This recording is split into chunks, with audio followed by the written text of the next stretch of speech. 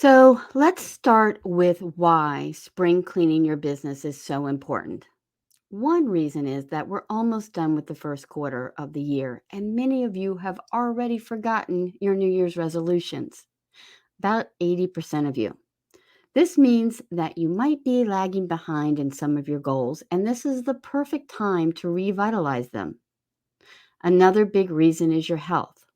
I can assure you, after the last year and a half of fighting cancer, it is one of the most important things in your life.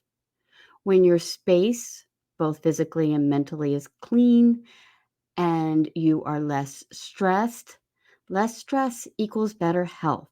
And when things are organized, you're more focused.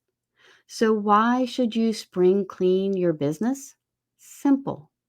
You will be more focused, less stressed, and in a clean, organized way, you're going to revitalize getting back on track with some of your goals.